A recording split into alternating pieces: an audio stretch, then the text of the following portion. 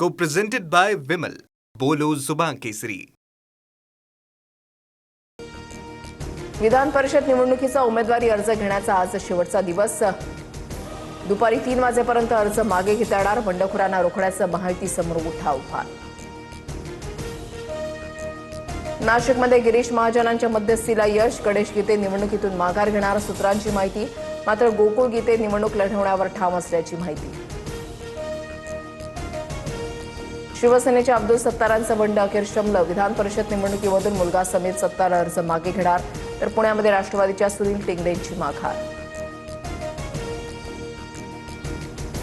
अमरावतीचे अपक्ष उमेदवार विप्लव बाजोरिया यांची सुप्रीम कोर्टात धाव. काँग्रेसच्या आक्षेपानंतर विप्लव बाजोरिया यांचा अर्ज बाद. हायकोर्टाकडूनही कोणताही दिलासा नाही.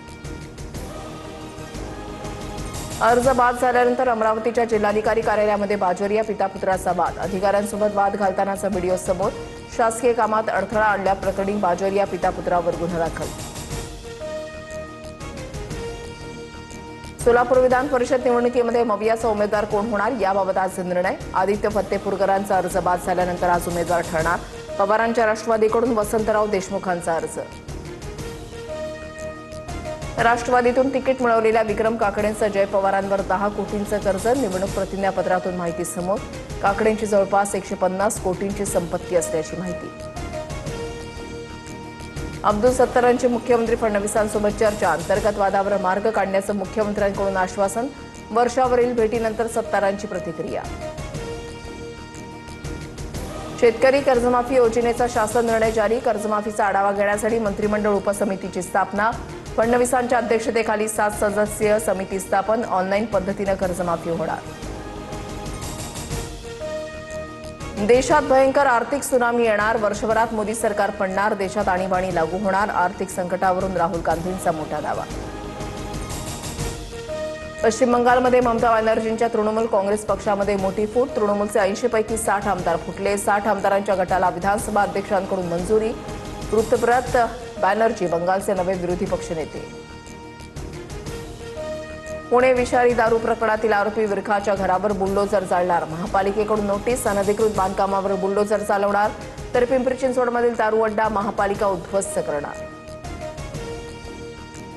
अंधेरी सबवेसाठी 500 कोटींच्या टाक्यांचा प्रस्ताव. 3 मोठ्या भूमिगत पाणी साठवण टाक्या उभारण्याचा पालिकेचा विचार.